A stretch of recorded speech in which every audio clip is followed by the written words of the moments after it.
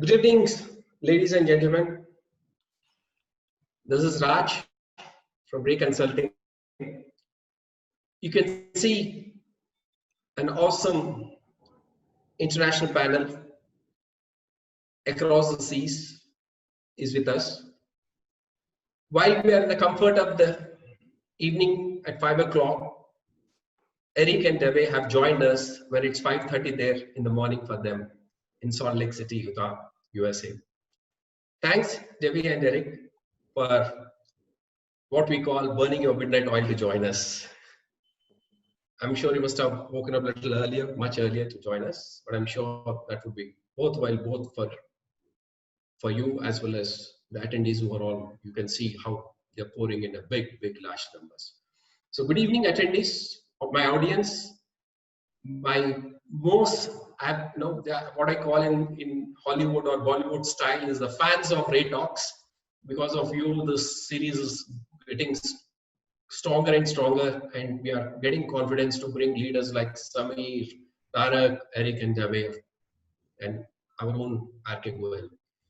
So let me start today's session with something which is not directly, I would say, my contribution or what I don't know how it is, but a couple of days back, Honorable Prime Minister of India, Narendra Modi, has addressed Indo-US summit, and there he has addressed on something very interesting on emphasizing on agriculture.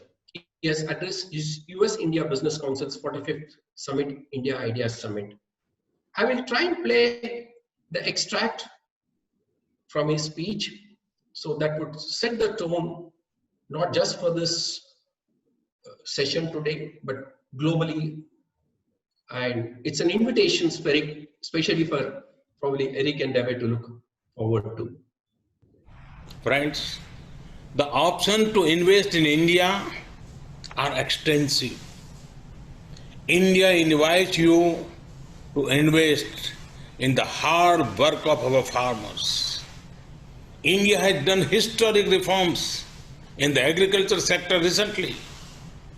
There are investment opportunities in agriculture inputs and machinery, agriculture supply chain management, ready-to-eat items, fisheries, and organic produce. India's food processing sector is expected to be worth over $500 billion by 2025.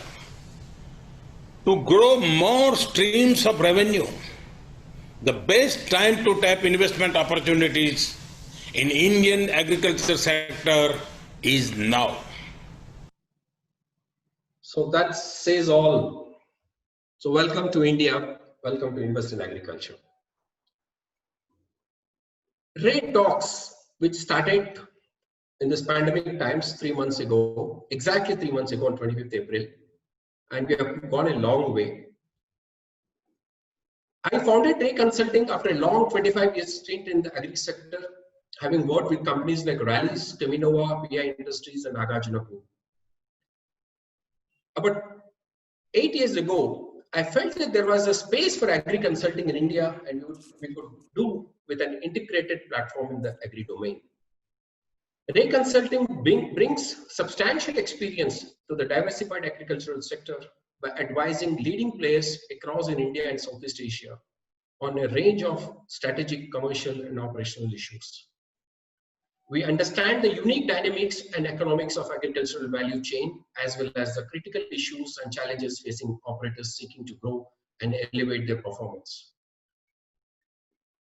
We work with all the segments of the agri value chain. Our deep agribusiness sector expertise and growth strategy development capabilities enable us to deliver uniquely rich insights that lead to meaningful impact to our clients on growth strategy, M&A, go-to-market commercial strategy, execution, business performance, and improvement. If you feel Ray Consulting can add value to your business, to your development, to the leadership, please get in touch with us. We would love to get engaged with you and add value. Today's discussion, role of agri-inputs in realizing genetic and agronomic potential of crops for sustainable agriculture. Friends, as you see, I have a cross-section of agri-inputs stalwarts. We have the seed, which has brought Indian agriculture to such a huge development thanks to leadership of Nuziveedu seeds. They envisaged that seed is going to play a very critical role, and they have diversified and brought so much leverage to this industry.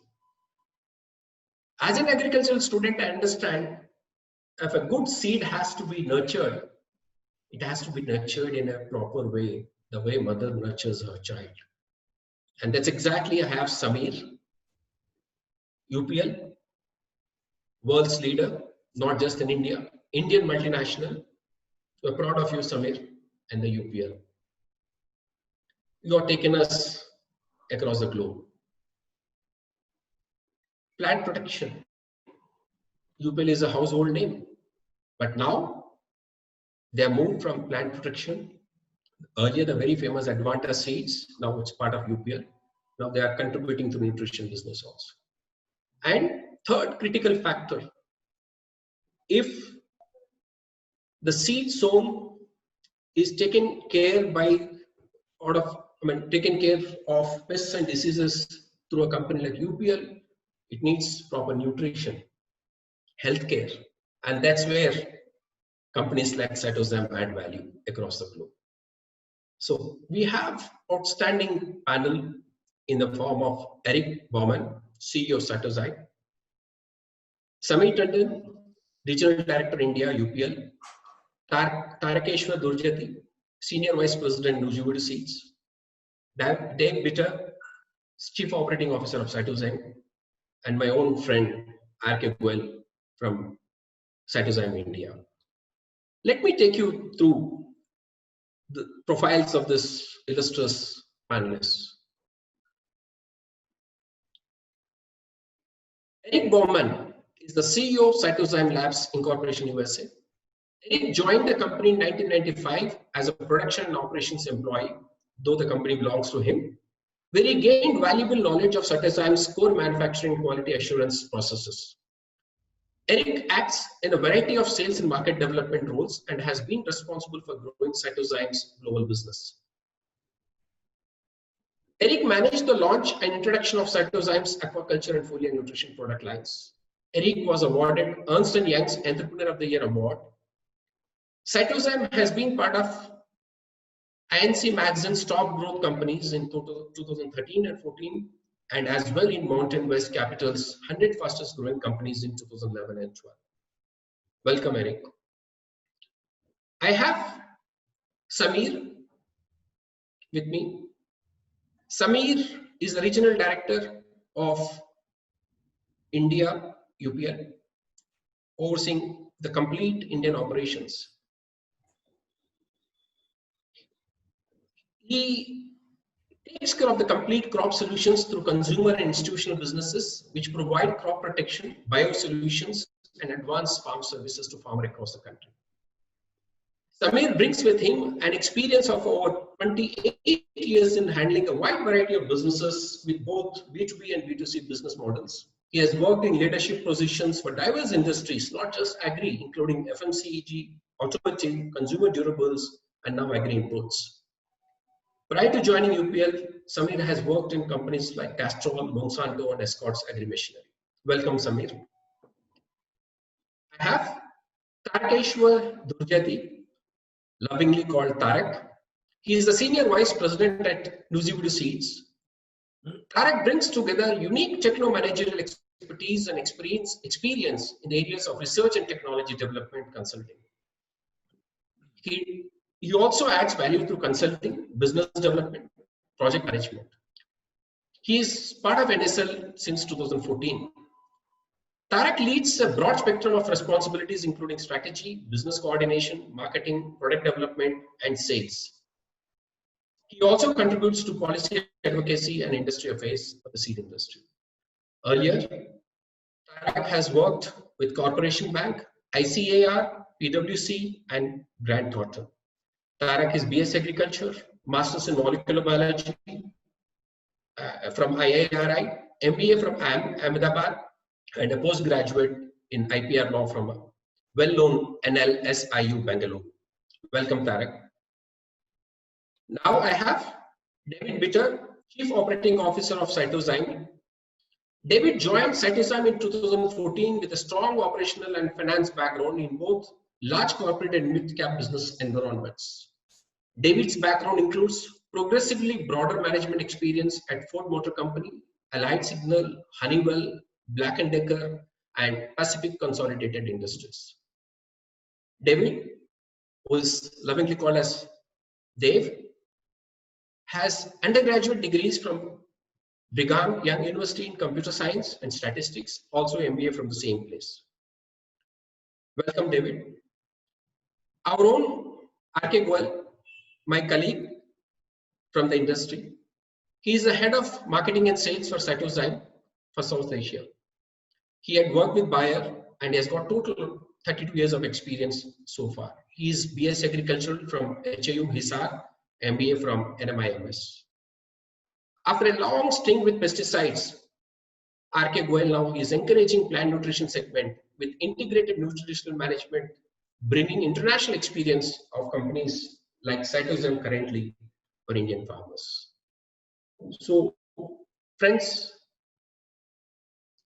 we have huge questions already coming in.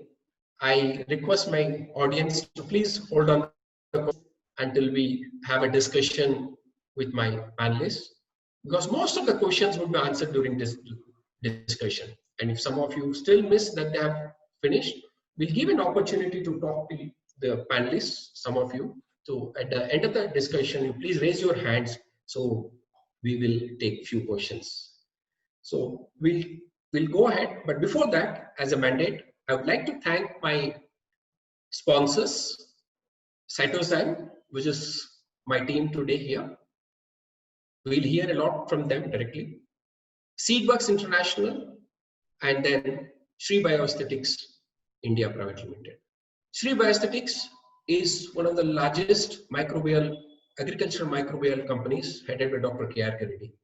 And Seedworks International is doing extremely well in Indian operations. I have a small message, in fact, a surprise message for me from Venkat Ram Vasantwada, who's the managing director of Seedworks. Just an hour ago, he sent me this video. I would like to play it on his behalf. Good day, everyone, and I would like to congratulate Raj Kumar for starting this initiative, Ray Talks.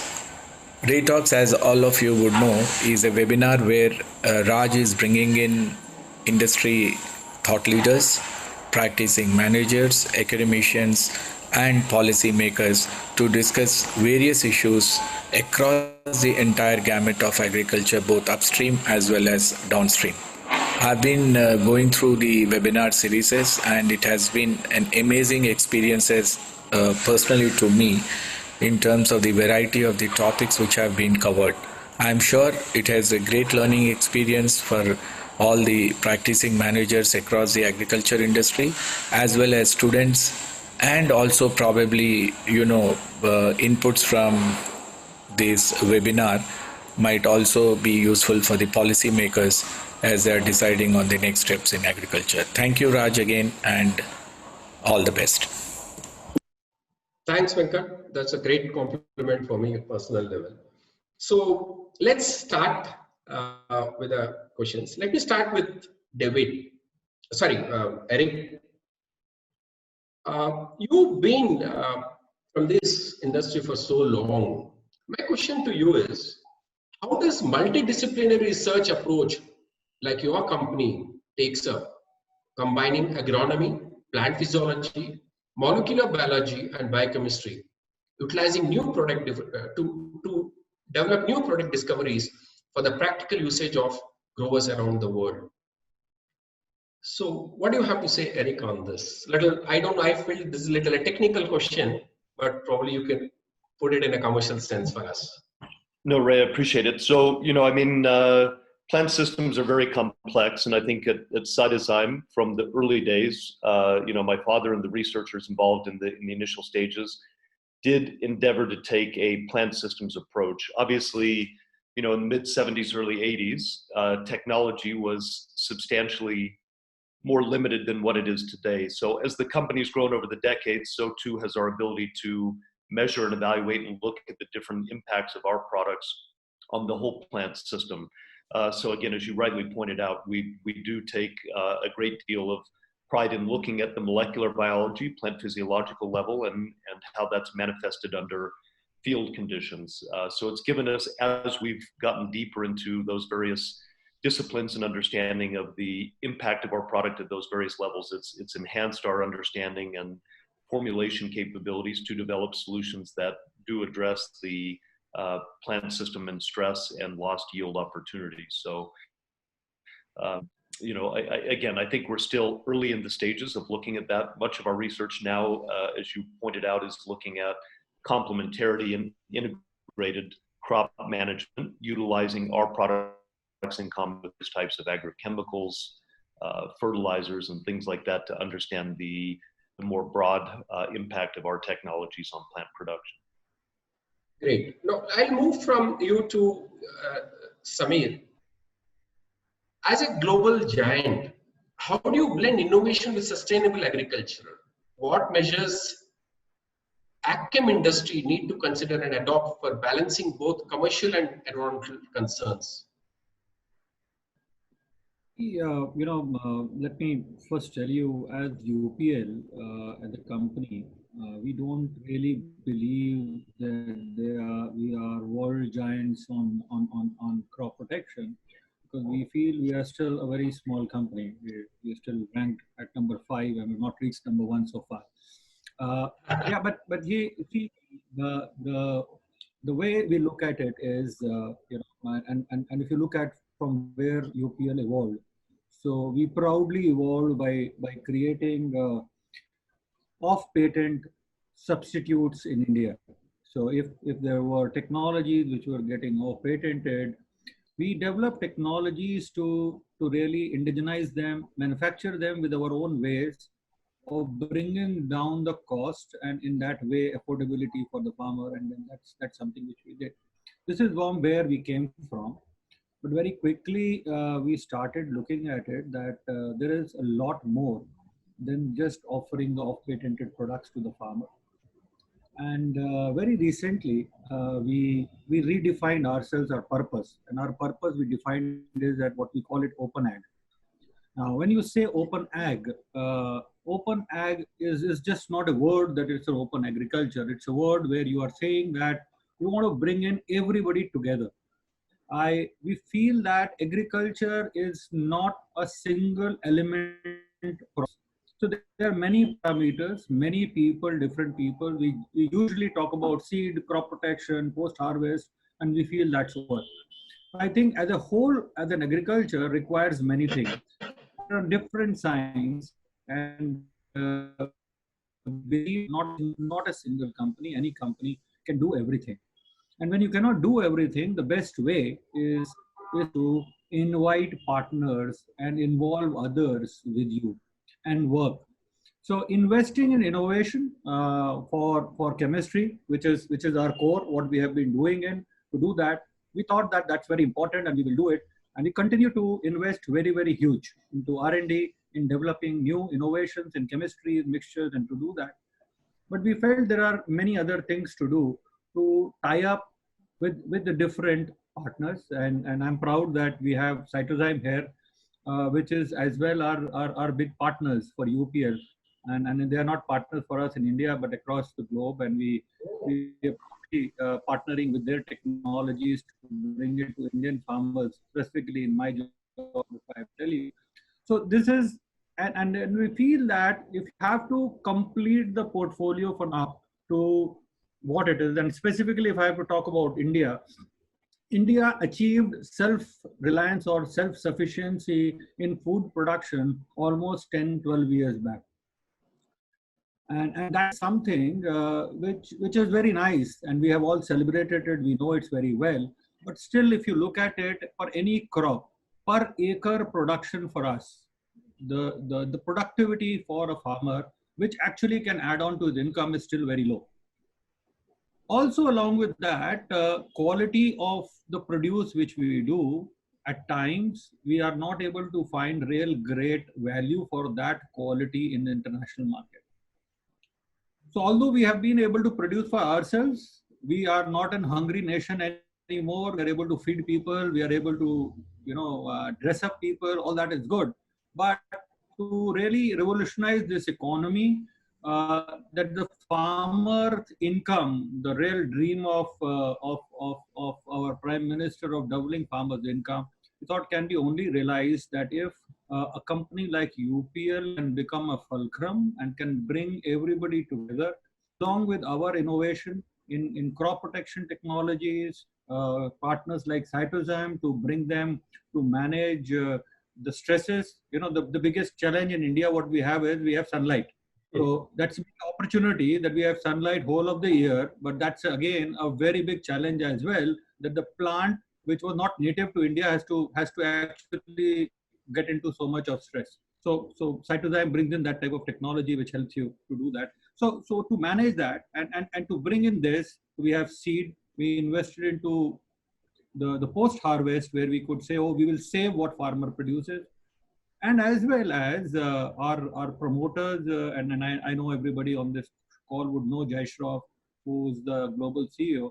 He was visionary and he felt that, it's not about when the globe is talking about organic food, it is not just organic food, which is a small industry of about 1% size, but it's also about producing safe food. And for producing safe food, what you are trying to do is you have to bring the chemical load down per plant or per acre to do that. He gave us this message that he says, bring down 30% of the cost of input for the farmer and increase his income by 30%. So if you could do that, I think you could really change around the way agriculture is done, and you can bring around everybody together. And that's where we started partnering. We started partnering with machine manufacturers who can give us machines. They can work with us. We design those machines to spray so that spraying can become efficient. We started tying up with companies like Cytozyme. We have other partners from where we bring in the nutrients and things like that, which are organic in nature. You could use some of these to also bring down the chemical load and at the same time make agriculture more profitable. So that is something which we thought as a company, and specifically for India, because being an Indian company and being in the leader in India, we thought that we need to lead this, and I'm very proud that as a company we are doing that to a great satisfaction, at least for me. Samir, I have an extension thing with you. Two things. One, on the lighter sense, when you spoke about sunlight, I can still see sunlight falling on your cheek and the shirt. So that's a strength of sunlight in India at 6 o'clock in the evening, 5:30 in Mumbai. And they see, you are right. Currently the bio-agri inputs consumption as a whole is, I would call it as a nascent stage, taking baby steps. And you say it's less than 1%, which even I doubt even if it's so much. In your view, if I take next 5 years, how much, if I currently call it as AgChem industry, I would not use the word as AgChem. I would say agri input, specifically for plant protection and biostimulants or nutrition. What would be the likely share in the whole thing, bio-agri inputs share? 10%, 5%, 20%? Today, the biggest challenge when you look at the biologicals or a bio-agri produce is basically the biggest challenge is the regulation. Registration, yes. The regulation, and there is no policy to regulate that. And typically when you do not have a policy to regulate, what this has done as well is that it has allowed some not so good people to get into and to do and to actually brand some of these things as biologicals, which are actually not biologicals, and they don't do it. So actually companies like us, we have to do a double job. First is to wash out what negatives have been created about this, and then bring in something what Cytozyme type of companies offer. So that's, it's just not about bringing that I'm getting you a great product from USA, which has got a history of research and development, but it's also to about wash out what the guy was thinking that he was doing something great. So that is one of the challenges. I think the government is now very keen to step into and to do it. There are some governments which took very strong decisions to ban this and to get out of it. So those are the challenges. But I think with the awareness going up, the necessity of specifically for food, if it is non-food crops, you can still avoid. But for the food crops, I think there are huge importance being given by the government of India today. I myself have been on some panels and some of these things with there, where I have been part of it, where I have heard that, where I have been part of designing few of these things as well, where government is looking at investing hugely to bring up clusters in across the countries which could develop whole food value chain and just not looking at one aspect of it. And when you start developing food value chain where you would say it's a safer food, I think the reliance and the shift towards the genuine good technology, biological agri inputs will go up. So if I have to tell you, it will be very difficult to answer where would the industry go in 5 years. It could go 10 times, 15 times from here, because I can tell you as a company, we on this side, we are the largest company in the world. You can imagine on the green space, which you call it on the biological side, in the world, UPL is the number 1. We are number 5 in crop protection, but on the biological side, we are number 1 already. And we have a huge focus in here, and Goyal Sahab is here. He knows our numbers as much as I know. Actually, he can correct me sometimes on the numbers, what we do. So he's so closely working with us. But I can tell you is that every year we are doubling this business in India. Oh. So it's not about moving 5%, 10%. It's much more than. Yeah. So today I think this genuine biological business in India should be of a total crop protection industry. If you should be about 6 to 7%. I think in 2 years it should be 10 to 12%, and I would believe that it should reach to about 15 to 20% in 4 to 5 years of the total. That is what I think. Yep. And because the benefit which this can bring into India is far more than what it can bring to the Western world. Okay. Thanks, Samir. I'll move on to Tarak. Tarak, seed is a primary input in agriculture. And given the integrated way agri-inputs function, how you feel that agronomic systems evolving in line with new developments in seed sector? Like when I started my career 3 decades ago, the only thing we used to talk was that, the seed means agar a hybrid hai, to it's just good for quantity. But I think now not many characters or traits are being looked into a seed for development. So what's your take, Tarak, on this? Yeah, a very interesting question. Although it sounds very basic, but if to understand the question, one needs to understand the narrative of seed industry first. Please. So yeah, as a seed industry, we are actually a plant breeding industry. So what we sell as part of seed industry, we sell plant varieties. We sell improved plant varieties.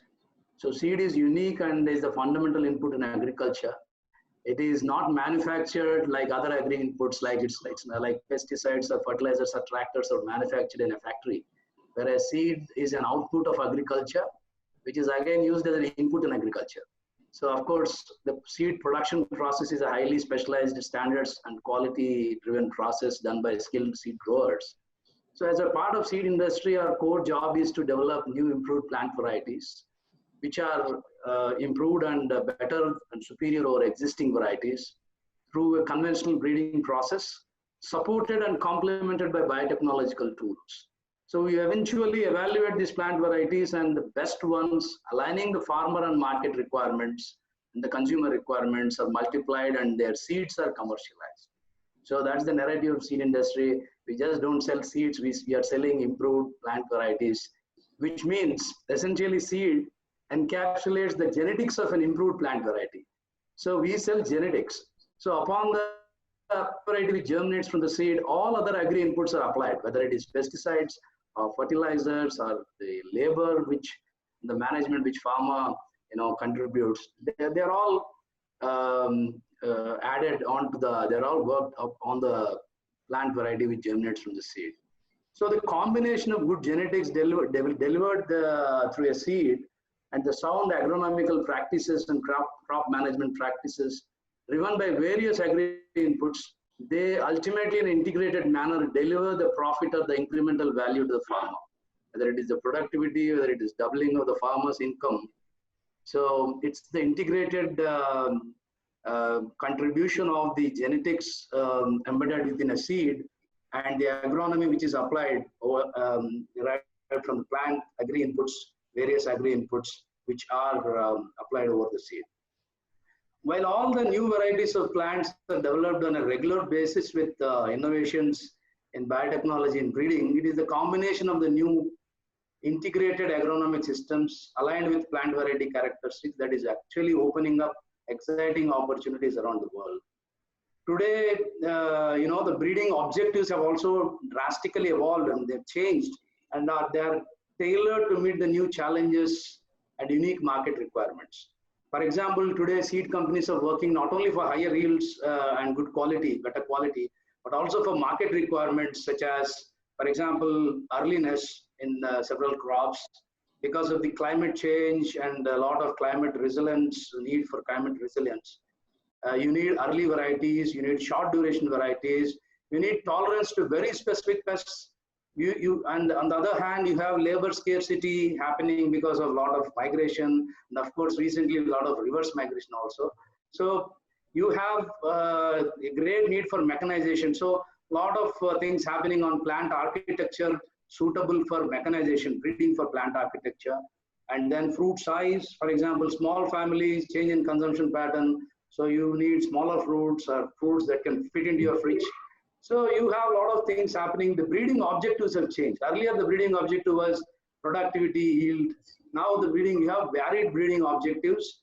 And accordingly, in line with the breeding objectives and the new plant varieties which are coming, which are being developed by the seed industry, the agronomic systems are also being designed in line with the new plant variety characteristics, right from seed treatment technologies to a combination of various utilization of specialty nutrition products, then precision agriculture, then scheduling of irrigation, then scheduling of even pest control schedules, the predictive modeling for climate resilience, then use of artificial intelligence. A lot of things happening, a lot of new things, a lot of new jargon also emerging up now. But fundamentally, it is about the plant variety adapting to a new climate, soil, plant continuum, where one need to understand the basics. One need to come back to the basics, and on the foundation of the basics, all the incremental innovations happening, whether it is in agronomy, everything has to align with the genetics of the plant variety which is developed by the seed industry. Of course, the organic agriculture is also moving towards process standardization. So this is a totally different field which is coming up. So the product quality and the demand-driven organic agriculture, etc. All these things need to be understood while developing agronomic systems in line with the genetics of the plant variety, in line with the new technological developments happening in other fields like IT and other fields like digital, the remote sensing and other technologies.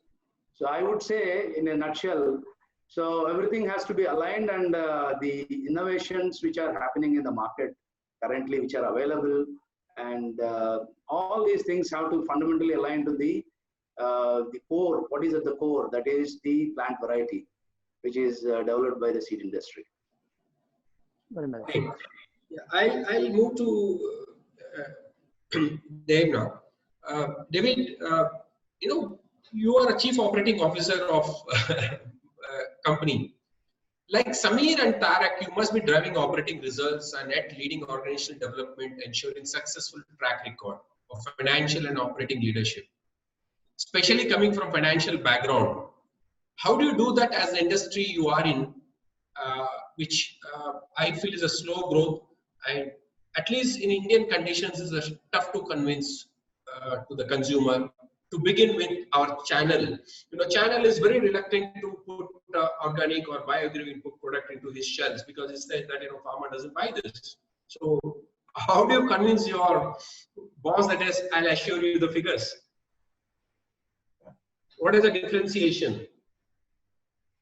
Great question. I thought Samir did an excellent job of framing this up already in his response. But if you look at operating results for a company, for a grower, it really relates to taking advantage of a potential growth or utilization of a resource. Start with the farm. And if we look at today's studies, about 65% of the genetic potential is not realized in plant production today. That's the opportunity. And so our operating results really trace their roots right back to conquesting and achieving those gains in unrealized plant potential. So our operating results begin with the grower's financial performance. It's pretty simple. And so if they have a high return on investment by using biological soil treatments, seed treatments, foliar biostimulant sprays to overcome abiotic stress, each of those applications needs to have a very significant return on investment. For each of our products, we build return on investment models, and they look great on a spreadsheet, you know, and so we feel really good about ourselves if they're on a spreadsheet. Then we go do independent trials in the countries. We get on the farms, we validate that. So there's a more than compelling return on investment for the growers. If the grower starts to have predictably higher yields, not just once in a while, but predictably higher yields in their production, then the demand for our products grows. Growers talk. You know, having a strong partner is key. And we value our high partners. If we're not conveying tremendous performance on the farm, then we're going to be short-lived. This is maybe one of the reasons why Cytozyme's been around for 45 years. In terms of organization development, we do invest first. We write checks before there's a return. And so we invest to bring top talent, technical talent and solutions to support our partners. Most of our team plays. RK is a very good example of this. They have deep, deep industry experience and bring with them a wealth of agronomic knowledge. We're going to continue to invest in this area. And that's where you write the check first and the return comes later. So we have great solutions and formula solutions for soil treatments, for seed treatments, for foliar sprays to reduce abiotic stress and to drive plant performance. You have to have somebody that can tell that story. And so with our key partners, that story is told. And with the technical support with guys like RK in the market with deep, deep industry experience, that's how we see operational results. So with a great team on the ground, compelling biological value propositions for the grower, we can achieve great operating results. The entire equation begins with compelling formulations and success on the farm. If we can't bring that value to the grower in producing higher yields and even moving their grade of their production to higher levels with the use of biologicals in tandem with traditional crop chemistry, we won't be successful. But since we do have good formulations that are enhancing the effect of traditional crop chemistry, and in some cases reducing those inputs and conquesting the yield loss due to abiotic stress, then this equation, I think, is going to translate to excellent operating results. And in terms of Cytozyme, it starts at the grower, you know, and success of the grower means success for us. Okay, you See, Cytozyme being a typically B2B entity, so you need a lot of hand holding with the partners like Samir and Tarak, right from hand holding to execution. So now next I move to RK.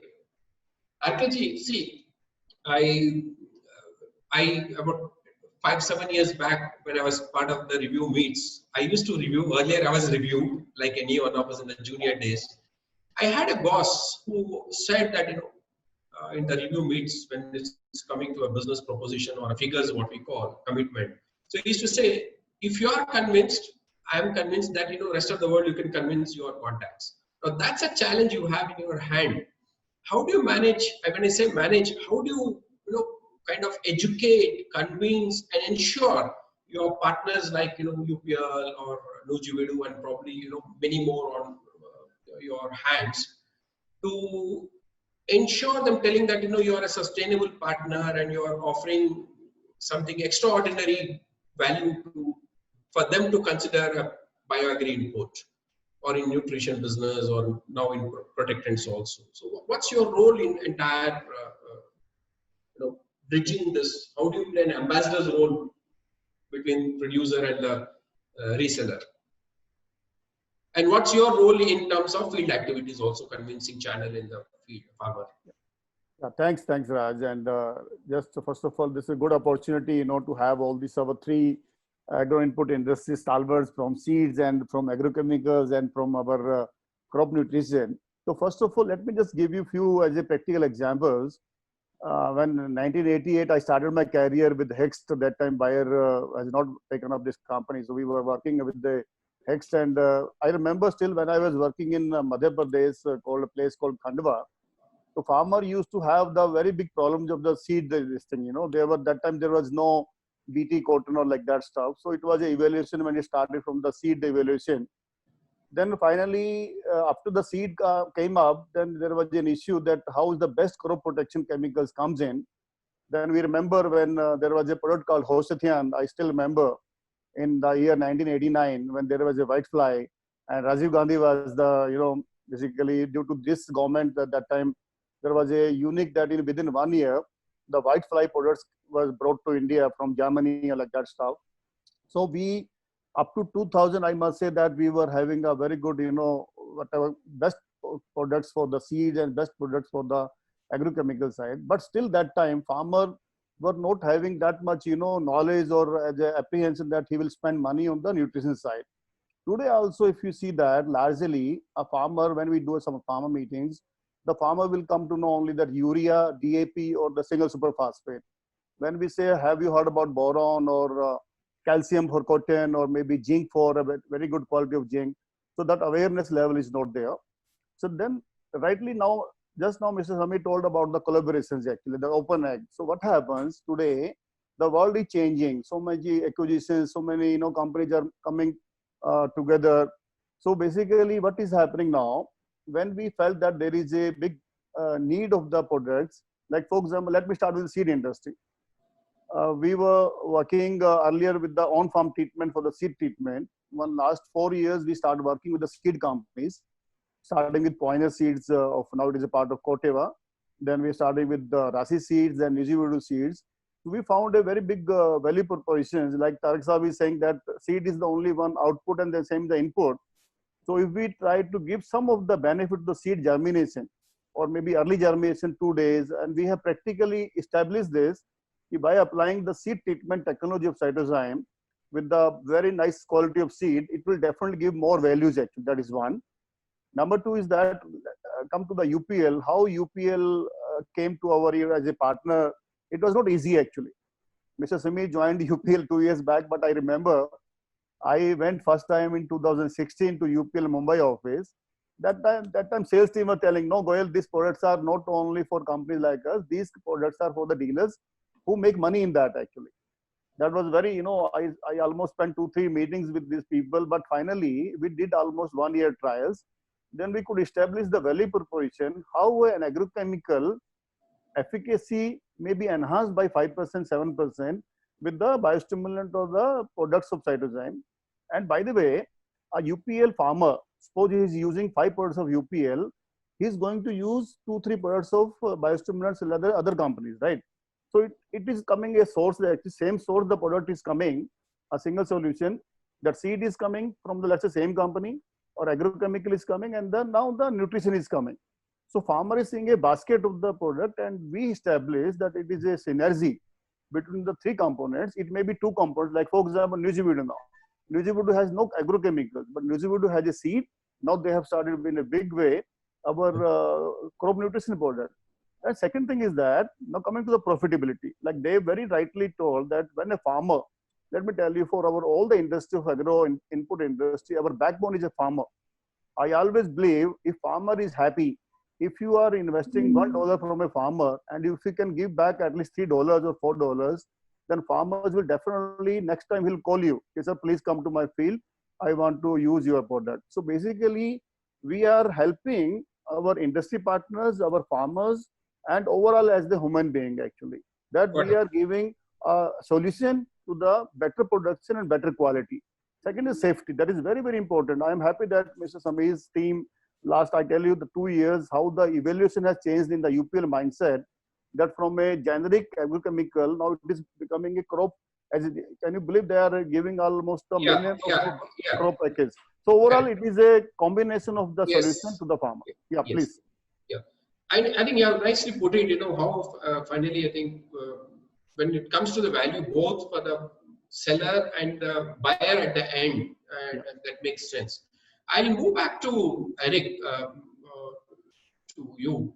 See, typically when you are in a B2B business, I'm sure you concentrate more on innovation, so that you have the entire time to work on innovation, research, and then let someone else do your marketing and sales.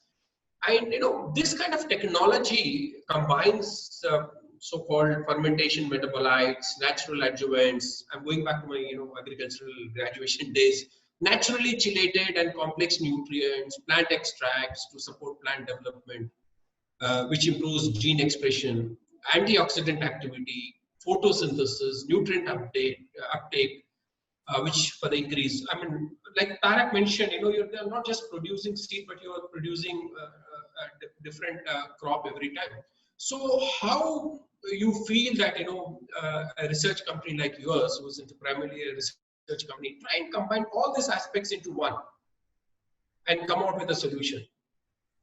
Yeah.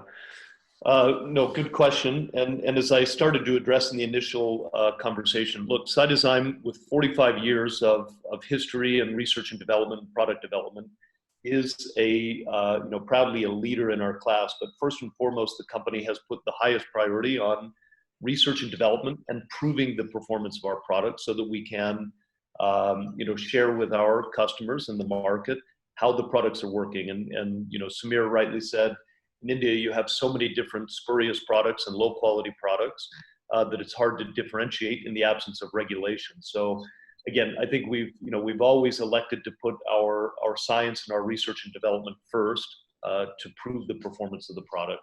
That's critically important. When we look at our business as a whole today, we're selling in 35 countries around the world and have in excess of 100 unique and different partners in different markets. So again, how do you take as a research company and apply those B2B principles? And particularly in a market that is evolving and building and developing, we've seen tremendous momentum and growth of the segment over the last, I would say, 7 to 10 years. And now we're in an even faster stage of growth in terms of being driven by product performance, being driven by market evolution, and acknowledgement by growers that the technology has and deserves a spot in the production chain and decision that farmers are making. So it really is, that's a critical point. And about 5-6 years ago, we started investing very heavily in our boots on the ground and field development team. So RK, who's here tonight, is leading the South Asian effort. But with every incremental dollar, we give very serious thought to how do we add to these teams, and that interlink between our Cytozyme technical and field development staff alongside the distribution channel as a B2B partner is really critical. Again, looking at the UPL example, they have, I don't know how many hundreds of different salesmen around the country, most of them with backgrounds in agrochemicals, crop protection. So really our job is to convince and educate and teach these individuals and the retail partners and the growers what the benefit of the integrated crop management solutions are and where products like ours fit in and where they drive performance and value and benefit for the grower. So, you know, we see a direct linkage between the success of our on-ground teams and the commercial success of the product. So that ability to communicate and convey value proposition and teach and educate growers is key and fundamental to our success. Great.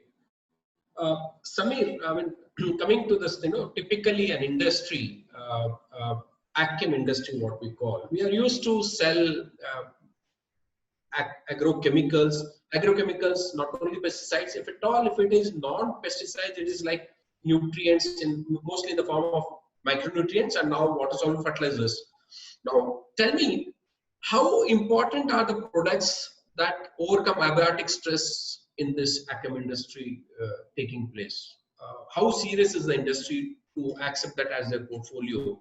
And should you feel that, you know, rest of the agchem industries, other companies should join the bandwagon so that, you know, besides the business growth, the awareness from in the channel, in the community of farmers grows, that, you know, your yield is not less just because, you know, typically we have this mindset, if the yield is less or something doesn't happen, or, you know, insect attack is there, we blame the seed acha nahi tha, the pesticide acha nahi tha, the nutrition didn't work well, I mean, it was not effective. So abiotic factors are playing a very critical role in crop productivity. So you feel that this should be a very important vertical in agchem industry, agchem companies? See, we as a company and myself personally, we are very passionate about how would you really bring value to the farmer. And that's the unit. So you need to start thinking about what does the farmer do. You know, in India specifically, if you have to look at it, for years and years together, what we have seen is we have a small holding farmers, millions of farmers, the reach is very difficult. So with this all difficulties, if you really see what has happened across, the most of the extension work in terms of what are the right ways to grow a particular crop, what needs to be done in a crop. You see the most of the extension work in India, along with the government agencies, there has been a very, very hard work and a strong association from the seed, from the crop protection, or basically agro input industry, which has done this extension. So a lot has been done by putting it across and to do that. So most of the change, if you really see in the way in Indian agri industry has seen, has been led by a technological breakthrough or a differentiate which is brought in by an industry. Typically, if you look at it in the seed, it happened the same way. If you look at it, seed before BT and after BT, that industry is very different. So similarly, in everywhere, the technological advancement has been brought in by the private bigger companies which could bring and do the extension and to do that. And that, for that reason, for the companies which are already in agro input sector, who are working with the farmers, they are the only companies which can actually bring in to the farmer this knowledge and this extension to do that. Otherwise, the farmer would not really know. The other very important aspect of this is if you are a single product, two product company, operate in one crop, two crop, three crop, it would be very difficult for you to get that attention and go across. So where a company like UPL gets benefited, because we are a multi-product. So we are not a company which sells one product, two product, three products. So we have multi-product, and we have an approach which is a crop focus approach. So we say that for most of the diseases, for most of the pests, we are offering products. So now, if I go to a farmer, and typically this is how any private company or any salesman goes to a customer. If I have you are my customer, I come to you, I will tell you, oh, I bring the world to you, I will do it. So if you go and ask the farmer, he's confused when everybody comes around, tells them, or 20% increase in production. I will show you data. He will come around, oh, this is the place I did it, 20% increase in the yield. And this is what has happened. I have doubled the income. And these are very, very simple and very generic statements which most of the salespeople will go and make it.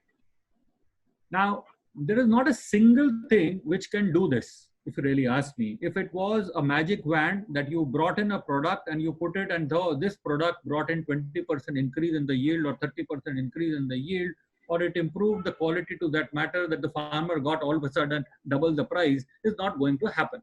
Because the aspects are very different. And that is the reason these type of technologies which we are talking about, which will manage a particular aspect of agriculture are very important, and they need to weaved in into a program. And for UPL, I can tell you is we call it Pro-Nutiva internally. That's what we call it. We call it Pro-Nutiva, and this is the program under which we run it, where we say protection and nutrient come together. So what we say is that when you are coming around to a farmer offering a program, when you are offering him, you are telling him, oh, take care of health of your plant. When you take care of health of your plant, you may be able to reduce the chemical load. You may be able to if you spray it right, the way we do it with our spraying technology. See, I can give you data. Now I'm not giving you data around that what is the cost reduction alone. What I'm telling you is we have been working in villages of Punjab and Haryana for a very long time with our spraying services on cotton. Yes. Now, in most of the farmers who have been consistent with us, and I'm not saying that today you start spraying and immediately it will happen. The most of the farmers who have been consistent with us for last 3, 4 years, 5 years, who have been consistent with us, who have subscribed with our program of spraying and buying the right products the way we recommend, we have been able to bring down the number of sprays for them on their field from about 6 to 8 to 3 to 4. Now this is something which you will feel, and for a lot of time when I speak this, people find it very provocative because people feel, oh, a crop protection guy coming and telling him that he's reducing the sprays. But I personally feel, and that is what our company we feel is, if I am able to get this done, I am gaining the trust of the farmer.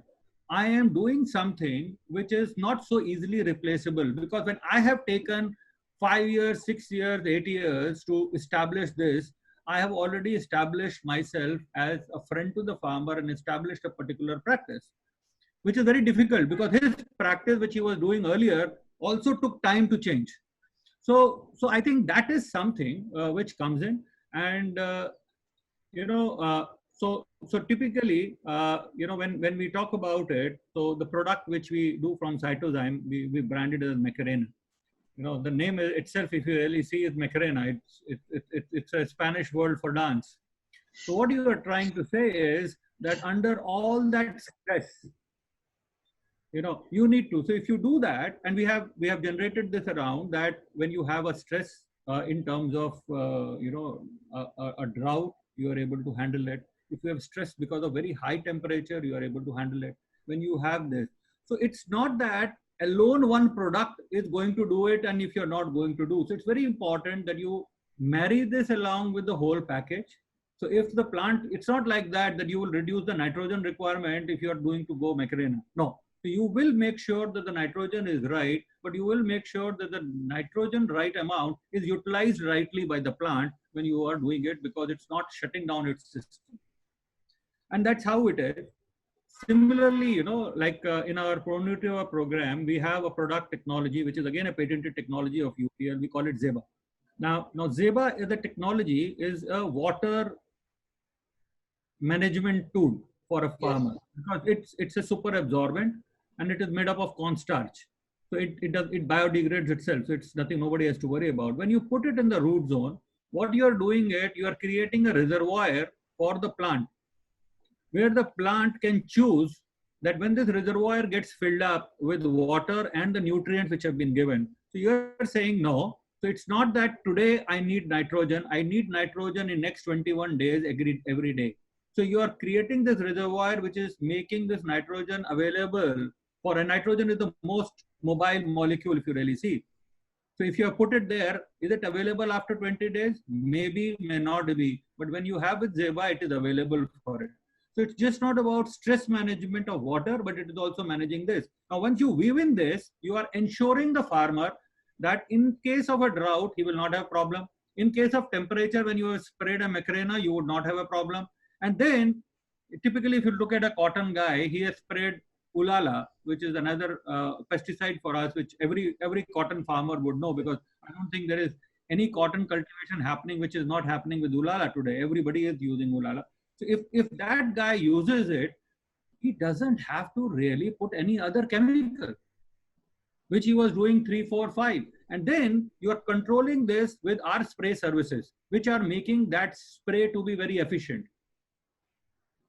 You know, so all these things put together, you are building that story, building that benefit for the farmer, which otherwise would be very difficult. So now when you go to the farmer, when you go and talk about this and you are able to, you are really ensuring that 15, 20%, 30%, what, depending on where he was, you are ensuring him that benefit coming in through. You are ensuring that he is getting a right yield at the end of the cycle. And that is something which I think is very important. And that's where I think companies like us will make a difference. There are a lot of companies which will come in, but I think the difference what it would be, do you have a complete package for the crop? Can you go around and ensure that with all the things you do, you add value? If you talk about a single product, I think it would be very difficult to manage everything together. I agree with you. I mean, you need to look at a complete package or a solution from seed to harvest, and that would really work. But Samir, surprising, you know, I mean, मेरे को भी लगता था कि always when UPL they can speak only pesticide language. You know, you've been integrating the entire thing in one say, and it's really the welfare of the farmer if you look at it. And, no, I think I don't know if you have ever heard Jay Shroff, who's the yes. global CEO.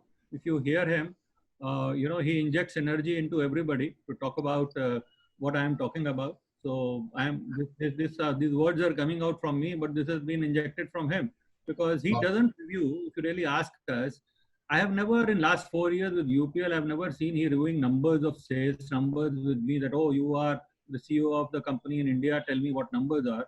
But he would be on every other day reviewing, oh, tell me, where are these happening? Where this happened? How many farmers?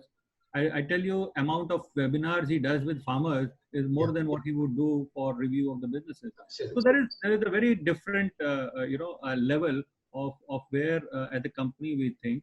And a lot of times, because we as a company are very aggressive company on the sales front and on the crop nutrition side, specifically on the crop protection side, we get treated and labeled only as a crop protection company. Ray, if you don't mind if I jump in, you know, just quickly, again, on that point, I've had several discussions with Jay as well and Sumir, but I can attest that Cytozyme works with a handful of large multinational companies in the space, but truly UPL, I think, is in a different mindset and recognizes the value of this integrated crop management approach. Other companies are coming on board slowly and some faster than others, but I would certainly agree with Samir's point that in terms of acknowledging, recognizing, and practicing in its organization and positioning of products, the combined solution and embracing the integrated crop management approach, I would say UPL is certainly, in my experience, a leader in that area and somebody who has truly from the top down embraced the combined concept of utilizing conventional chemistry with the growing segment of biologicals to bring comprehensive suite of solutions for its customers. So just wanted to make that comment, and it's refreshing to see after somebody who's been in the industry and pushing very hard on different partners in different parts of the world to see people starting to really open the eyes and embrace the concept. Yeah, very true. Yeah. Thanks, Eric. See, I mean, I heard from you today about Mr. Jay. Earlier, I heard with many, I mean, firsthand, earlier, Bhupen ji, and you heard Venkat speaking. He's an ex-Advanta, and he used to tell me that Raj, Jay is a kind of a guy. He was also in charge of Africa. Then when Jay used to travel to Africa, he used to go in his helicopter and land into the farmers' field to check what is happening there. So it's a hats-on job, truly thing. While I'll go to Tarak. I'm enjoying something beautiful here. While we are getting into the sunset in India, I see beautiful light emerging from Dave and Eric's backdrop. So it's outstanding view from both the ends of the world, both the parts of the world. Right. Now, I think, Tarak, coming back to you. See, until Bayer came into the picture, what we call, Confitar was used for the seed treatment. Thanks to Bayer, they introduced, not Confitar, Gaucho. yeah, Gaucho was used for the seed treatment. Until then, we were managing with Haram, Zaram, or whatever it is for the sake of managing a field, which is still continuing. And then something interesting happened, a revolution, what I call as something, VT came in. I know all of you led VT, and then it gave a revolution. No heliothers would attack, rather bullworms or any kind of a thing. Caterpillars would attack. Now, what I'm trying to understand from the seed industry is that, are you also now, of course, I'm sure you must be looking for, seed is a source through which a farmer visualizes his crop productivity. When a farmer buys a seed, then he says, he goes back, for example, cotton seed he purchases from your company. And when he's buying that packet from the farmer, dealer's shop, he visualizes his crop 5 months after that. He can see that lahate khet, what we call in India, balls laden cotton. Now my question to you is that, what is the industry doing or working on to combine or load this innovative product range to the seed, so the losses that occur at sowing and initial plant vigor can be taken care, and if possible, how long lasting this viability would be in the crop?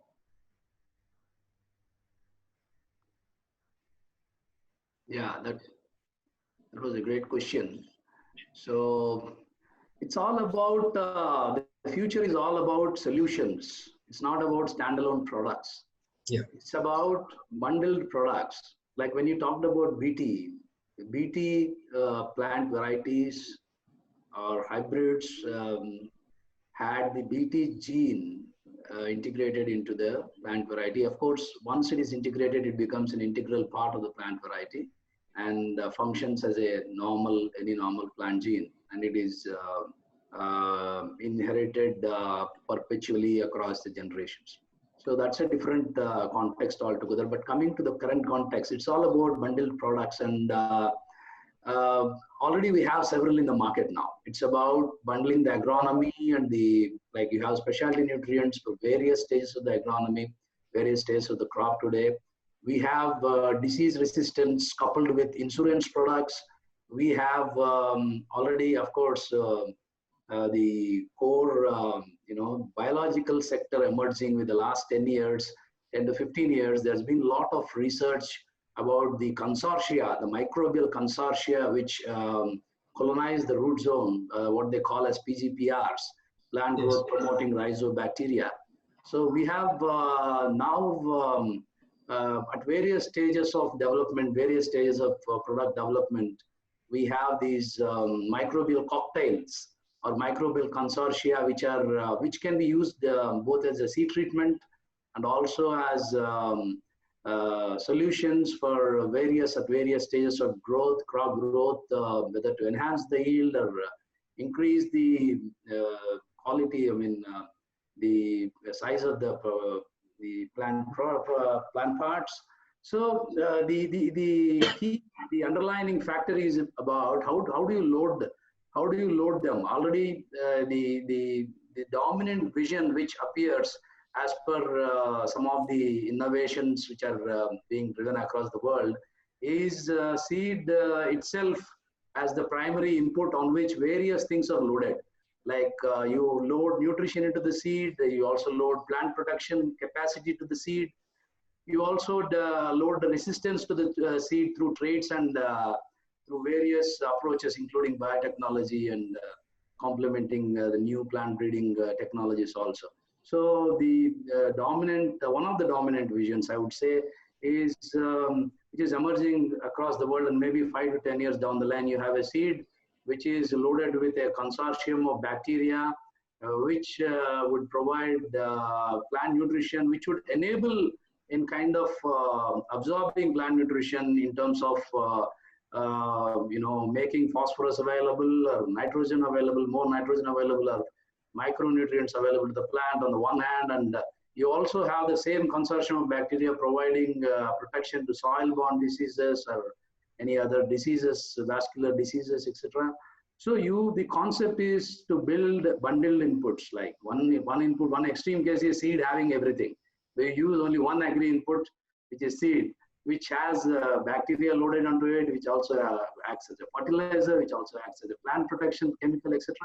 So that is one vision. Another vision, which is also is to kind of identify specific signature kind of colonizing bacteria in the soil, where there are companies, there are startups around the world, which are some of the specific companies working, especially in US. Maybe my colleagues, my friends from US may enlighten more on that. So there are exciting research happening with respect to developing these kind of bundled products. So how do we see these innovations happening in the next few years? So with respect to seed, I can definitely say we have been working with Cytozyme and few other biological companies who sell biological inoculants. I'm not talking about in India, biologicals or biopesticides. It's kind of a confusion word which is used broad spectrum. We avoid using that word. Yeah. So it's about biologicals or bioinoculants. This is an area which is developing very fast in terms of the research output, in terms of the products. Of course, there are challenges currently with respect to the shelf life of the microbials and the kind of actual. In fact, many times I have also communicated the results of our trials to Goyal Saab also, RK Goyal Saab, and so the primary challenge what we see is at a pot house, greenhouse level, in a pot experiment, you have very good results. Whereas in the field, the clear discernible results where the farmer can, evaluate the incremental advantage of a biological is still in progress. Like there is the value we need to communicate to the farmer. Like if I do a biological seed treatment, or for example, I do a spray, then what is the additional incremental value the farmer realizes by actually investing in this? This has to, maybe in a couple of years down the line, we'll have excellent products which can actually address various challenges in agriculture, especially in nutrition with respect to phosphate mobilization or K mobilization or micronutrient availability, etc. And also, working against the soil-borne diseases, etc. So it's the loading of various inputs onto the seed is one approach on which we, as a seed company, Nuziveedu Seeds has been working for the last couple of years, where we are trying to understand the compatibility of these biologicals along with the standard chemicals, whether it is Thyram or whether it is metalaxyl or the gaucho or any other chemicals, So we need to see how this unfolds in the future. Maybe in the next couple of years, 5 years down the line, we will have excellent products in this area, which will also address the challenges of climate change, and which will also address the requirements of the market and consumer, which are fast evolving. So I think more about this subject can be, we are practitioners in terms of actually evaluating these compounds, actually, rather, commercializing. Yeah. So I think I would say that the future is bright. We should not see biologicals or something like, chemicals, agri-chemicals as something like allopathy, and, biologicals like, Indian traditional system of Ayurveda or something like that. It's not like that. So there is a lot of molecular biology or, a lot of biotech research happening with respect to the actual contribution of various consortia of bacteria in the root zone, and how plant in a specific way recruits these bacteria or fungi put together. So it's not about simple trichoderma. We use trichoderma or azospirillum or something, the commonly used bacteria. It's about how they work together with a specific plant, which I think in few years we'll have good products and we'll have more information on that. Yes, I mean, we spoke about microorganisms working. I know one company directly, the person who is extensively working here. I mentioned about Dr. K.R. Reddy, Shri Bioaesthetics. He's even, he's isolated plant-wise microbes which can help it. And I haven't met, but David Perry, I think, is doing an outstanding job through Indigo Ag in the US, bringing in this subject together.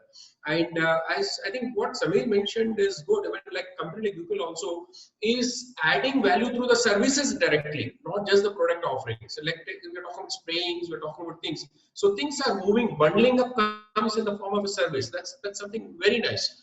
Thanks, Tarak. Now moving to Dave. See, an extension question of what Tarak mentioned. We spoke about it.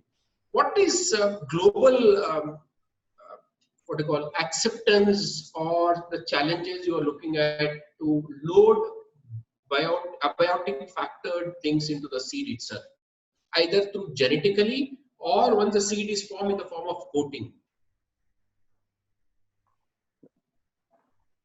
Great question. And it's interesting, if you look at the seed treatments and that part of the market, from a grower's perspective, is probably one of their highest cost inputs, into a growing season. And so the one of the best choices that a grower can make is to select the right seed. There's many hybrids out there, and so the seed industry has done a very, very nice job of doing the genetic combinations for the right growing environments. And that's starting to have some limitations. What we're seeing is the limitations are in the growing environment. You can put the best seed and put it in the worst environment and get a horrible result. Yeah. And so the biome, as the seed is placed in, needs to have a lot of care and attention. And so we see a great growth area in the world in two areas worldwide. One, as Tarak mentioned, is in the seed treatments, that either inoculants or biologicals that are put with the seed treatments that drive a significantly higher germination rate and expanded root and shoot mass. We see right now for us in a number of countries an explosive growth in our seed treatment products that drive germination rates, root and shoot mass generally around, 30% at 15 to 20 days improvement. That's viability. That is helping the plant get up and out of the ground, and that's nothing more than viability. That translates immediately to the end of the growing cycle to yield. And so overall, we see worldwide growth in this area, significantly higher than 15 to 20% because it's emerging. The competitive landscape, there's not that many offerings out there. And so we see very, very significant emergence. The other area for strong emergence worldwide is in the biome. Seeds placed in the soil environment. Tarak did a nice job of describing, the need for friendly consortia of beneficial microbes. With biologicals, we can stimulate the high growth rate of those beneficial microbes in the biome or the soil environment. It creates a number of tremendous benefits when you have a healthy biome and strong consortia. Number one is you get the retention and availability of nitrogen and phosphorus. I mean, that is an immediate, and that shows up in plant tissue.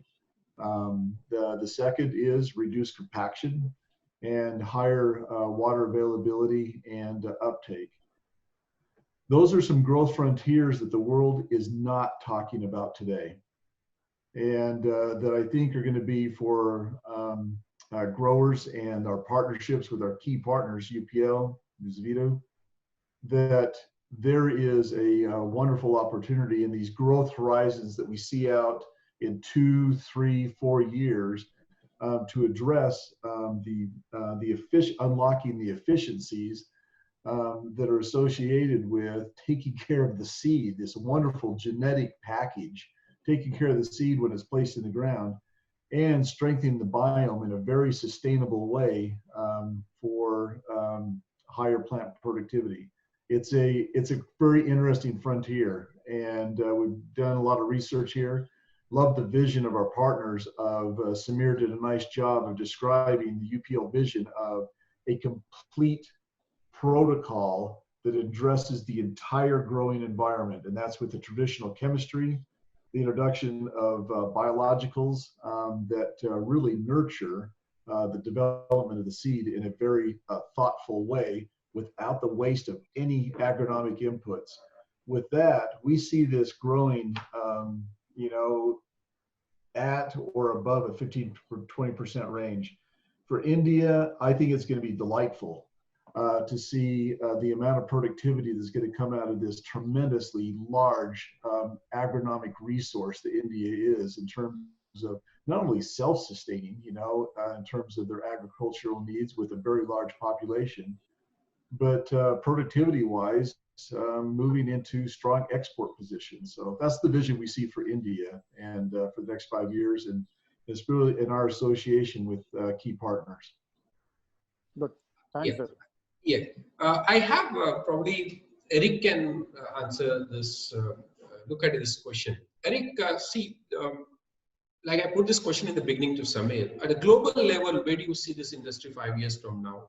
A, and B, you have a very visible presence to the partners like NSL and UPL here.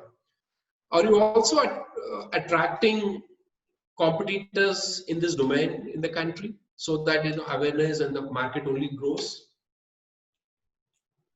Yeah, so I think we've talked about and addressed how we all sort of view the growing segment as a whole. So I think all of us are convinced that the plant health biological sector is a growth sector, and some of the data that we look at, if you look at conventional ag chem as a much larger and more mature market, is growing roughly in the area of high single digits, again, globally. Some markets may be accelerating faster than that. If you look at the biological segment, it's growing at roughly a factor of 2.5 times the conventional ag chem market. So it speaks to where it is in terms of its acceptance and maturity level. So there's still, for sure, a lot of growth, and we've all mentioned different areas of improvement, from soil applications to seed applications to biostimulant and so forth. So I think there's still a lot of growth and opportunity and innovation to be done. I think from Cytozyme's perspective, we hope to continue to be at the forefront of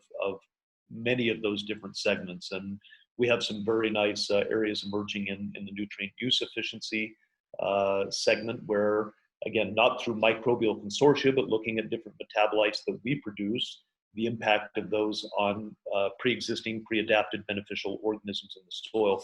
And the microorganism and the biology of the soil is a vastly complex situation. It's not something that you can add a single organism and hope that it's going to help with some specific aspect, because there are a lot of back and forth play and antagonisms between different soil microbes. So, but again, as a whole, I think it's certainly an interesting and dynamic frontier that will continue to grow and become more and more relevant. I want to go back to what one of the panelists said earlier, maybe it was Tariq, that the solution is not a single product. And so it was very nice and refreshing to hear that. We talk a lot about bundling different technologies, and we're working also with some partners in different parts of the world to combine, even potentially in formulation, some of our abiotic stress type technology in combination with conventional chemistry for a two-pronged mode of action type product, where you can build induced resistance of the plant to, let's say, different types of fungal pathogens, while combining with the conventional systemic or contact side activities of chemistry. So again, that opens a whole other frontier. Coming back to the to the seed side, we did early research early on in some of the gaucho, poncho, some of these insecticide products. As good as they are and as necessary as they are to protect the seed from insects and other soil-borne pests and so forth, they do have, because of their chemical nature, can have a detrimental effect on vigor and seedling germination. So what we observed very early on is when you combine some of Cytozyme seed treatment technologies, the ability to reduce the chemical stress of those various products to the seedlings. So again, it is bundling different things for the combined and mutual benefit of that kind of an approach. So again, looking at the seed, as Dave mentioned, so much traits and technology has gone into seed development. Interest for farmers to make sure they have a uniform and robust germination and plant establishment is a critical feature and benefit and desire of the growers, one that we're focused on in combining and layering some of our technologies with the conventional fungicide, insecticide type applications. So again, lots of interesting and good opportunities, and very refreshing to see large seed companies around the world and some of our partners in Brazil, China, United States in particular, a very, very high level of interest at that level as well as the grower level to find solutions for problems and needs in the market. It's already 90 minutes since we started session, but I'm really enjoying talking to each one of you. I have one question to R.K. Goyal on Goyalji, to what extent you feel that biological nutrition business has helped Indian farmer? Great. So it is a nice one, which, what is happening now here, again, if you go back 10 years back or maybe 12 years back, it is a revolution, technology. Actually, I must say that the tonic has become technology now. In a simple language, the farmer were using, let's say, a product called any, old technology and like that stuff. One product he's using last 20, 25 years in biologicals or nutritional product. Now a progressive farmer has understood that with the almost same cost or maybe 10% incremental cost, if he's getting a technology, and again, if he's spending $1 on this technology, is easily getting $3. That is a reflection and the acceptance level of the farmers. And now, basically, one more point to which you asked, Eric, that let me answer about the competition in this market scenario now. Now, earlier, before UPL, we had working with the DuPont also. And just for your information, we have just last week launched one product called organic zinc, which is itself a new revolution in the marketplace, which is 100% organic zinc certified by 3 agencies from US. So buyer has also come in, not from Cytozyme, but from other source from Italy. So now BSF, Bayer, Syngenta, DuPont, UPL, all these companies who are hardcore agrochemical companies have entered into the plant stimulants and the biostimulants products with the technology. And this is going to drive now. One thing is that it has a very good combination, a solution from the agrochemical companies. And now companies have also understood there is a good space in this segment, and regulation also. Believe me, we are working hard on the association side, on the BASI side, Biostimulant Association of India. I think we are hopeful very soon these products will be regularized. And once the products are regularized, the growth will be more than 25-30% every year. So we are working very hard, and thanks to our partners who has a confidence, trust levels on the technology, and that is definitely going to help farmers. One more last point from my side. I am working with Cytozyme here last 8 years now. We have not got a single complaint from a farmer that he is not satisfied with Cytozyme products. Right. That is the trust level we have created within the farmers. Yeah. That encourages us to do better. Yeah, just on, we spoke about the association. Say since the opportunity came here, there is an association called Bio Agri Inputs Producers Association, BIPA.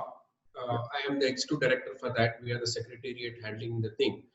We are all together trying to work out, even with authorities at CIB level, what could be done, like somebody spoke in the beginning, on regularization of all these aspects. So let's see how things take shape. We are all doing a bit.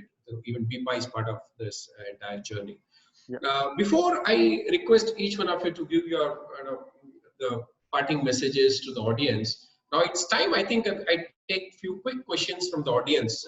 Audience, please raise your hands. Sorry, whoever would like to ask a question. I'll allow you to speak. Quickly introduce yourself and only questions, please, to the panelists. And if you have someone to answer specifically, you can ask him to answer. I've already seen a lot of hands going up. I'll be taking in random. Pardon me if I won't be able to cover each one of you.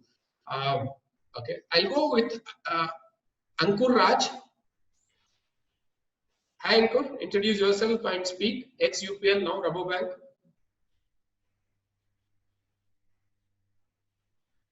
Yeah, unmute Ankur. Hello, are you there? Okay, I'll go to Vembu Sankaran. Vembu, can you unmute and speak, please? Yes. Yeah, you are able to hear me now? Yes, Yep. yes. You see now, I mean, we are all aware that Thyram as a seed dresser and aluminum. Can you, Vembu, sorry, can you introduce yourself, please? Yeah, I am Dr. Shankaran, now of course retired from the National Seeds Corporation, and subsequently I was working with the Precision Seeds Jalna. Now my concern is, or even I should say the industry's concern is that see, the industry has been using Thyram as a seed dresser, fungicide, and aluminum phosphide as a fumigant for more than 5 decades. I remember when I joined service in 1965. Since then, even today also, it is being used. They are being used. Now, I am slightly worried that it's quite likely that some of these fungi or similarly insect pests might be developing resistance. And definitely, there are indications where instances where after fumigation also some insects have not died. Maybe irrespective of, assuring that the methodology is correct. What's your question, Dr. Shankar? Are we attempting at any kind of alternative for Thyram and similarly aluminum phosphide? That's why. That's the question.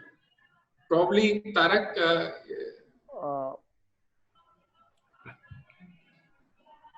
Yeah, I can only say that Thyram is a standard seed treatment chemical, and we have new molecules also introduced for the last couple of decades. I can say new molecules starting with imidacloprid, and then we have specific for downy mildews. We have metalaxyl, etc. But as such, the research on something where it can provide a broad spectrum resistance to various fungi. As of now, it's about testing a lot of combinations and standardizing specifically to each company. So I don't think anything broad spectrum which has resistance to everything has been developed. Yeah, let me add, maybe Mr. Samir can also add values for that. About a couple of years back, UPL has taken a very big campaign, a product called Mangozeb as a brand name of SAF, and now they are really doing very good. And this particular question, there is a lot of products now available, and Thyram is a very, very old product, maybe more than 5 decades or like that. But now it is one thing is that it was recommended by many universities, many scientists. But now the replacement has come in. There are a couple of new chemistry products, and a couple of companies are working, and UPL is a leaders in this segment of seed treatment. Coming to aluminum phosphide, of course, that is a very, very old product. But I think as a fumigant and like that stuff, deltamethrin, we used to say during Bayer time. And maybe, Mr. Raj, we can answer this question maybe typically in more details. But definitely more new chemistry products are available for the protection of storage pest for the seeds actually. Can I attempt? I can add some value here. One is there are not much known resistance to Thyram so far. I haven't heard much about it, so it's still very active. But what happens is one of the ways to manage resistance for any chemistry is to develop a mixture with another chemistry, and that is the way to do that. And there are mixtures which we do with the carboxin and Thyram. So that's the way you could really manage it well. There are also molecules like ipoconazole which are getting now registered, which would come in and which could add a lot of value. Tarak already talked about Metal Excel, Metal Excel M, and yes, and Goyal Saab talked about the mixtures of Mancozeb, which also are adding a lot of value. In typically the way seed treatment, or what you have started calling now is a crop establishment. It's no more just of a seed treatment, because when you say seed treatment, you're necessarily talking about fighting a disease. When you say crop establishment, you are incorporating the whole gamut of things with which we were talking about, microbial metabolites, or the natural supplements which are coming in from platform like Cytozyme, or we also have other partners that we work with, the really microbial seed treatments, and we have our own technology as well, developing those microbes which can work in different cultures. But it's not only microbial technology which should get into the soil, but also in the soil which are saline, the soils which have already been very intoxicated with a lot of chemicals which have happened earlier. So you need to look at how does this all work together. And I think there is a lot which has happened there. As far as seed establishment or the crop establishment is concerned, the approach has to be taken holistically, looking at biologicals, looking at supplements, and looking at various chemicals mixtures which can come together. And they would be very crop specific, because you would have to test it, what chemical works on a seed which doesn't have a phytotoxicity on a seed, and things like that.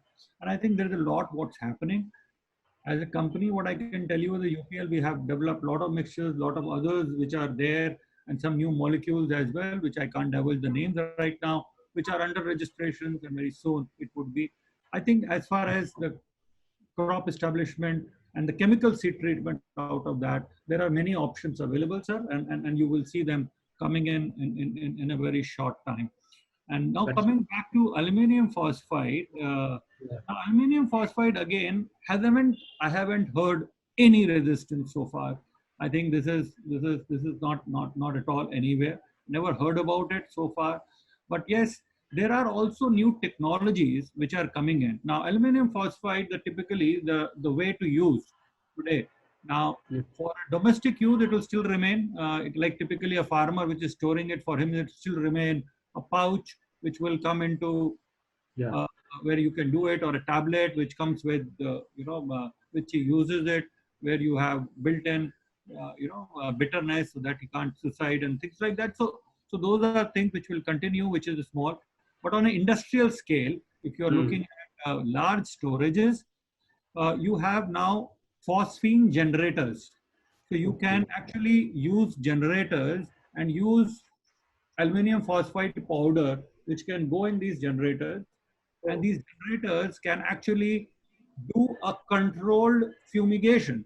And the moment when you want to open up, like if you do a fumigation today, you close the whole environment, seal it for about 6 to 7 days. And after that, once you open it up, you do not have any residue of aluminium phosphide available, but you have 30 days, 40 days, 45 days, depending on what environment you are in and what it is. And, again, I can tell you here is UPL has a value proposition here. We have invented these phosphine generators, which we can put in through. And there are a lot of pest control operators in India who operate these phosphine generators from us and do this fumigation process.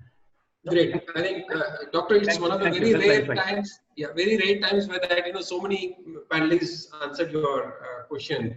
Great. Thank you. I'll go to Kanchana Krishnan. Kanchana Krishnan, can you speak? I have allowed you to speak. Ankur, I'll come back to you. Kanchana Krishnan. Hello. Can you unmute, please? Kanchana. Okay, we'll go to Ankur. Ankur, can you unmute? Hello? Something wrong other side. Neeraj Tyagi? Hello. Neeraj Tyagi.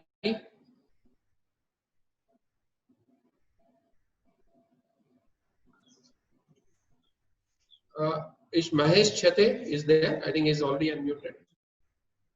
Yes, sir. Yes. Yeah. Can you introduce quickly and put a question, Mahesh? Sir, I am Mahesh Chade from Aurangabad district. I am BSc Agriculture graduate. Can I ask sir question? Yes, yes. Quick question. Very good. Please tell me information about synthetic pyrethroids used on cotton. No, no. Okay, I don't know. Synthetic pyrethroid is one of the very oldest thing molecule, and I don't know if someone would like to answer. Sir, nowadays we can use synthetic pyrethroids. Sorry. Nowadays we can use synthetic pyrethroids on cotton. It's usually done only when you get the lepidopteran insect observed. Otherwise, before that, you should not be using it. Yeah, Okay, I think okay. yeah. Thank you, Mahesh. Yes, Thank you. Kanchana, are you there? Ankur, okay, go ahead and speak. Ankur, unmute yourself. Is something wrong with you? I mean, your mic or something?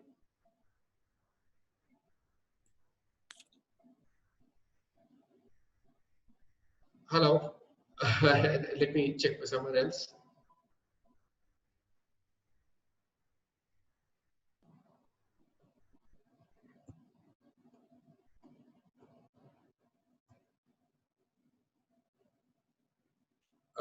Pranjivan Zaveri, can you unmute and speak? Pranjivan Zaveri? Yes. Yes. Can you listen me? Yes. Can you listen me, sir? Yes. Yeah, Yes. please, Dr. Javeri. Oh, Yeah. thank you very much for a very, very educative, interactive session on bioproducts. Sir, I'm a basically plant breeder running a seed company, and Tarak has beautifully explained what is the seed and what is the genetic potential doing for the farmers. I am associated with the Cytozyme company since 2017 as a distributor. We have tested the material across the crop, across the state, and I have introduced this material to the seed company on a very large scale. Yeah, what's your question, sir? My question is it is a need of the time for us to register these products, Cytozyme product, as a organic products, because people are fed up with the chemical. What's your question? What's your question, Zaveri sir? My question, I think it is a time to register this product, Cytozyme product, as a organic products in India. Yeah, that's what I think. That's what R.K. Goyalji mentioned a little earlier. All the efforts are there to bring in, how regulations can be. Yeah, and the second, they said the zinc, biozinc, the zinc is again a product certified by few companies from outside India. The same product need to be registered immediately as a organic product in India. Yeah, I think we are all working towards the regulatory authorities to get them convinced to get the things done. And thank you, sir. let me add here, Dr. Javeri, thanks for your very nice, and he is one of our very much person who has helped our product establishment with the seed companies. So Dr. Javeri, definitely working on that, and maybe tomorrow Monday we will discuss with you. And Razab, this Dr. Javeri is a plant breeder. I know him. And he's doing a lot of work, and thanks to him, and definitely we are putting the same energy levels to put the things into more regulation side. Yep, please. Next question, if it is there. Otherwise, we'll quickly take maybe last two questions. Kanchan Chowdhury, can you unmute and quickly put a question? Introduce yourself. Not Krishan Chowdhury. Yeah, hello. Myself, Krishan Chaudhary. I'm from Yaganti seat.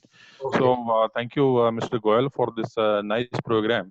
And thank you, Tarak sir, for giving the brief about this seed industry. My question to the Cytozyme team is there any study initiated by Cytozyme or by any of the associated company in the Indian Agriculture University on the role of all this nutritional product on seed treatment? Great. So thanks, Kishan, for this question. Let me, Razab, can I answer this question? Yeah, any one of you. Okay, good. So basically, we are working as a backward integration toward the universities. So Kishan, on wheat and rice, we have taken up even soybean also. Yes, 3 crops. The seed treatment, which our brand is SD Macro, we have taken up studies last 3 years, and we have compiled the data. And with the Nuziveedu, because Mr. Kishan Chaudhary is heading, I think now Yaganti Seeds in Hyderabad, which is a sister concern company of Nuziveedu Seeds. So we are working very scientific way with the large universities like HAU. Then we are working with the NRCS Indore on soybean. So the data has come out, and it is a very interesting data that 10 to 12% yield increase is there on rice, for example, with the only seed treatment. And if you couple of seed treatment plus 2 application of crop plus, then yield may go up to 18 to 20%. So that is being used now, and that all these bioefficacy trials data will be used when the government of India gives us some of the room for the registration process. So we are all working, and things are moving in the right direction now. Thanks, Kishan, for this question. Thanks, Kishan sir. Okay, Thank you. thank We'll take a last question. Venkat Ratnam, can you unmute and speak? Oh, yes, Venkat. Are you there? Yes, sir. Yes. Yes. Am I hearing? Yes. Yeah. Am I audible? Yes, sir. Yeah, it's really a good opportunity to upcoming managers, both Pronutriva as well as whatever Dhurjati sir, Tarak sir has explained about nutritional values and incorporating abiotic technology into seed treatment. It's both sides. We are very happy. It's very good session. I hope from my side, I don't have any question. Okay. Thank you. Thank you. I'm very much thankful to you. Thank you so much. Yeah. I think, yeah, thank you, audience and panelists, attendees who put some good questions, and my panelists patiently answered them. So nice of you. We're almost touching to us. I don't know if Dave and Eric, have you had your coffee and breakfast in the morning? Was you feeling hungry? So just to kind of sum up, each one of you can give some takeaways to my attendees and audience across India and parts of the world. Today, just to share with you, we have registrations from 23 countries. Yes, it's an open floor. Let's see who will dance first on the floor. Yeah, Eric can start. Eric, or maybe Tarak can start. Or yes, Tarak. Yeah, it was a very well organized webinar. I really appreciate, and I thank Ray Talks for organizing this international webinar in such a professional manner. And the quality of the video, audio, everything was excellent. Thank you. So coming to although the subject we had taken is a little broad, because this is an area where a lot of innovation happening, and coming 10 years with parallelly a lot of innovation happening across various sectors, and then converging somewhere. It's all about convergence, including the digital technologies. So and the big data, digital technologies, all these things happening, and everyone having a smartphone, and a lot of exciting times ahead. And despite we are going through the most challenging times humankind has ever faced with this COVID-19 pandemic, but still I think the scientific developments happening in the area, especially in the area of biologicals and digital technologies, and of course in precision agriculture, with a lot of things happening in the area of sensors. So all these things when they converge together in a multidisciplinary manner, then we are going to have great products and great solutions to the farmers, and definitely the potential in countries like India, where we are yet to realize the true potential of our land and the productivity of our crops. I definitely see that in the coming 5 to 10 years, we're going to have a great time. Thank you so much. Thank you. Dave? Oh, yes, Eric? I'll just jump in real quick and let the other people conclude with their thoughts. But again, agree strongly with Tariq, and on behalf of Cytozyme, appreciate the opportunity to participate in this kind of a forum. It's the first time for me. Hopefully the participants were benefiting from valued perspectives and information provided by the panelists. So thanks to everybody there. Again, as a company, we've talked about the 45-year history. India is one of Cytozyme's oldest external markets. So even my father traveled there, I don't know, 40, 50 times, maybe more, maybe close to 100 times. So always been a place that's near and dear to Cytozyme's heart in terms of opportunity. And again, I think we're at a different phase of the agriculture and the relationships which we have, and never dreamed we would be partnered with companies of the quality of UPL and Nuziveedu. So again, I think our future feels very bright, and of course, without those key partnerships, it would be impossible to reach the channel and the customers. So thanks to the help of RK, we've built a nice framework for bringing our technology, both as it exists today and as it will evolve and develop in the future forward. And just want to cite what you mentioned in the video from Prime Minister Modi earlier on. I think everybody's very excited about the agricultural sector, and even in spite of this difficult time during COVID, all of us have seen we've had to adapt our work practices for sure. But agriculture, food production, all of these things have to go on in spite of these challenges that are around us. And so it's been interesting to watch the market evolve to these difficult circumstances. But again, whatever we can do as a partner in that process, we're looking forward to continuing to support and expand and bring more education or solutions to the market. So again, thank you for everybody's time and participation. Ray Consulting, thank you for the opportunity. Thank you. Just on a note on that, you mentioned what Prime Minister Modi, Tarak was not aware he's part of this. When this lockdown started in India in third week of March, and in very much in the April month, there was a requirement of cotton seed up in the north, and companies like NSL have moved trains, the entire whole trains from south up to north India, so that farmer doesn't lose on sowing time. That's a proactive have in India. We can depend on it, and especially as I said, companies like agri-input companies combined with government support, nothing was lost. That was a peak harvesting time in North India. The wheat was procured. Touchwood, nothing at that time. The spread of corona was there in that part of time. So very well managed with Punjab, Haryana, UP, and all the state governments.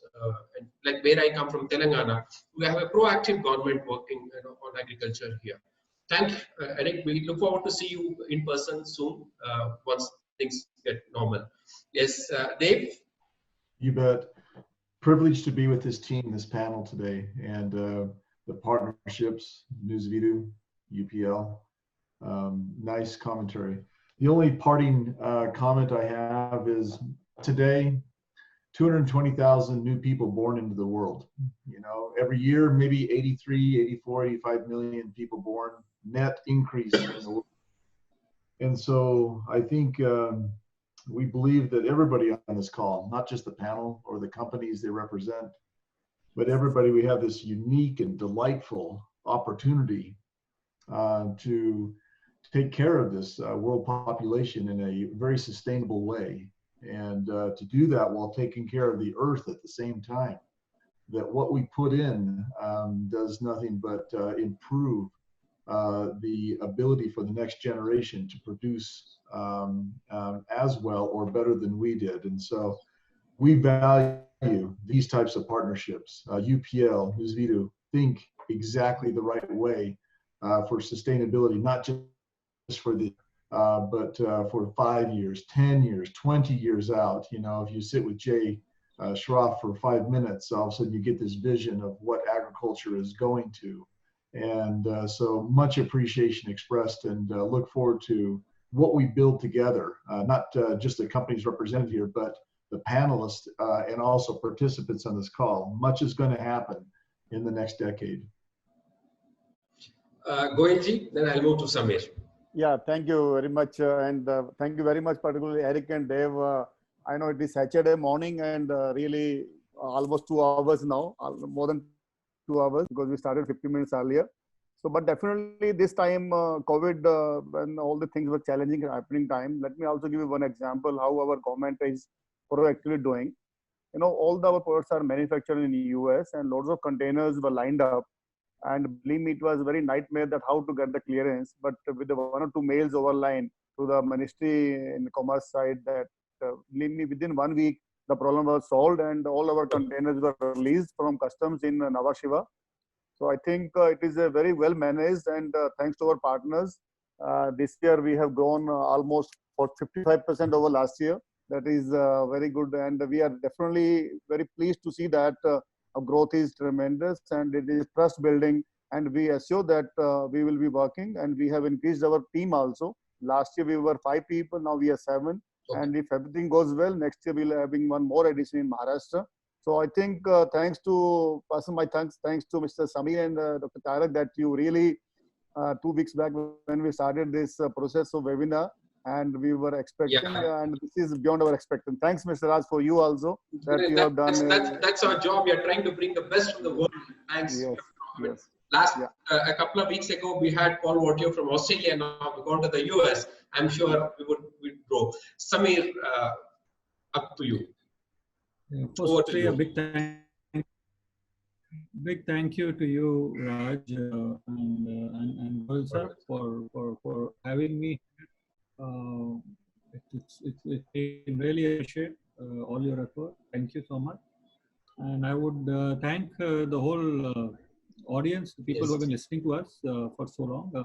I hope they could get some from it, or there was something which we could bring different to their minds to do that. My request to everybody who heard us to do that is agriculture is a business, but agriculture also is a business of science. So it's very important that all of us who are here, who are doing our bit to make this come around, burst the myths around what are there, and specifically in a country like India, it's very important to burst the myths. It's very important that we start doing everything right in agriculture. We start looking at right seed, the right seed treatment. Before that, also trying to see it, what is the soil, take care of the soil, and just not pour in something which is available only on subsidy, but look at it, how do we bring life back to the soil?